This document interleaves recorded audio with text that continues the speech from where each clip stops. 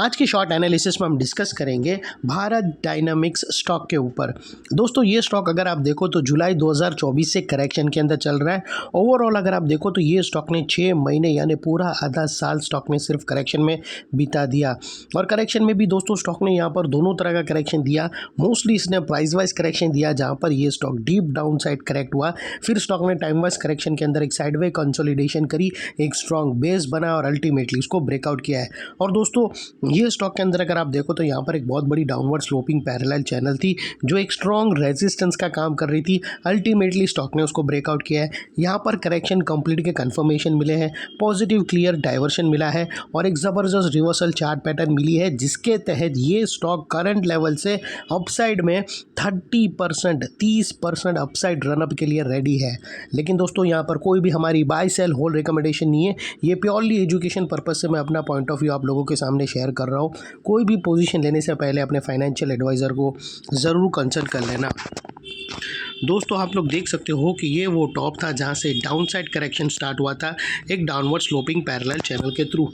और जब तक स्टॉक ये डाउनवर्ड स्लोपिंग पैरेलल चैनल में था स्टॉक प्राइस वाइज करेक्शन के अंदर एंगेज रहा और यहाँ पर back to back lower lows hit होते गए। फ्रेंड्स अगर आप देखो तो फर्स्ट लोअर लोज यहाँ ट्रिगर हुआ, सेकेंड लोअर लोज, थर्ड, फोर्थ और लास्ट लोअर लोज यहाँ पर।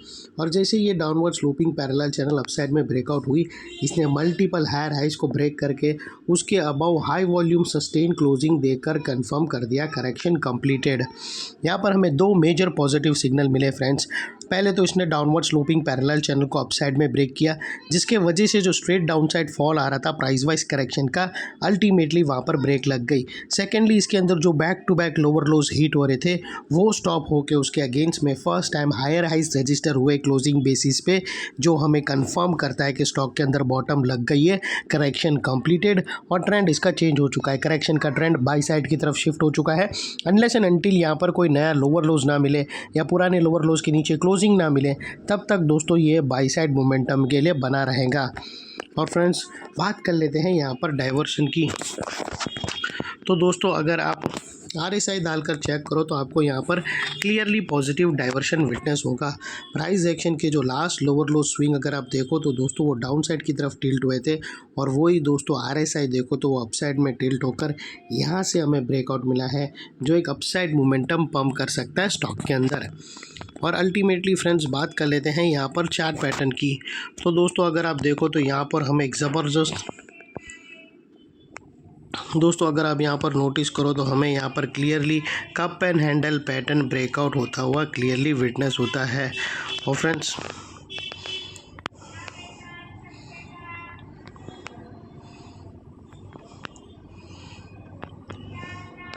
ये नेकलाइन निकल कर आती है कप एंड हैंडल पैटर्न की जो ऑलरेडी यहाँ से ब्रेकआउट हो चुकी है।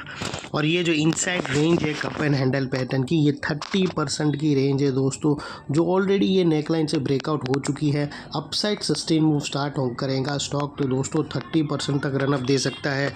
और वो लिहाज से दोस्तों स्टॉक का जो अगला टारगेट निकल कर आता है वो तकरीबन 1700 का आता है।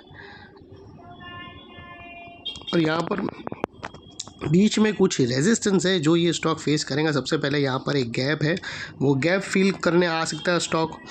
और फिर यहाँ पर भी दोस्तों बीच में और भी कुछ रेजिस्टेंस है। दोस्तों याद रखना है कि ये जो ब्लू लाइन है वहाँ एक रिजेक्शन है और वहाँ पर स्टॉक रिजेक्शन फेस करके नेक लाइन पे टाइम टू टाइम रिटेस्ट करने भी आ सकता है। तो वो लिहाज से यहाँ पर थोड़ी वॉलेटिलिटी रहेगी, तो वो लिहाज से अपने माइंड को अकॉर्डिंगली वैसा सेट रखना। और दोस्तों बात कर लेते हैं स्टॉप लॉस की। तो यहाँ पर मल्टीपल ऑप्शन अवेलेबल है। आप अपने एडवाइज़र को पूछकर ATR की हेल्प ले सकते हो या फिर ब्रेकआउट कैंडल के लो के नीचे या फिर नियरेस्ट लोअर स्विंग। और दोस्तों जनरली दो ऐसे चार्ट पैटर्न है जिसके स्टॉप लॉस फिक्स्ड होते हैं अगर स्ट्रक्चर नॉर्मल बना तो। कप एंड हैंडल पैटर्न है और एक हेड एंड शोल्डर पैटर्न है। कप एंड हैंडल पैटर्न के अंदर दोस्तों जो हैंडल है उसके लो के नीचे क्लोजिंग बेसिस पे स्टॉप लॉस रखा जाता है। तो और वो भी अपने एडवाइज़र को पूछकर क्लोजिंग बेसिस पे रखा जाता है। और यहाँ पर भी दोस्तों उसके बावजूद भी अगर आप रिस्क टू रिवॉर्ड रेशियो देखो तो आपको अच्छा खासा 1:2 1:1.5 के आसपास मिल रहा है जो काफ़ी फेवरेबल है। और फाइनली दोस्तों नेकलाइन के पास का ये वाला एरिया बहुत ही इंपॉर्टेंट एरिया बनकर ट्रिगर हुआ है, बिकॉज मल्टीपल पॉजिटिव फैक्टर्स हमें यहाँ पर एक्शन में आते हुए मिले। यही एरिया पे दोस्तों हमने डाउनवर्ड स्लोपिंग पैरेलल चैनल को अपसाइड में ब्रेकआउट होता हुआ देखा। लोअर लोज हमें हायर हाइज में शिफ्ट होते हुए मिले। Positive clear divergence price action और RSI के थ्रू मिला। और यहाँ पर ही दोस्तों एक inverted cup and handle pattern मिली है, सॉरी दोस्तों इन्वर्टेड नहीं, normal cup and handle pattern मिली है जो ऑलरेडी ब्रेकआउट हो चुकी है नेकलाइन से। और उसके ब्रेकआउट के बाद दोस्तों ये एरिया जो अभी तक एक रेजिस्टेंस था वो अल्टीमेटली स्ट्रॉन्ग सपोर्ट बनकर ट्रिगर हुआ है। और इतने बड़े स्ट्रॉन्ग सपोर्ट के नीचे क्लोजिंग बेसिस पे आप लोगों का स्टॉप लॉस रहना चाहिए जो आसानी से हिट ना हो। और बाय एनी चांस अगर क्लोजिंग बेसिस पे ट्रिगर हो जाता है तो नो इफ़ नो बट सीधा स्टॉप लॉस देकर ट्रेड को वाइंड अप कर देना चाहिए। ये थी हमारी शॉर्ट एंड स्वीट एनालिसिस। अच्छी लगे तो प्लीज़ चैनल को लाइक शेयर सब्सक्राइब ज़रूर करना। Thank you. जय हिंद।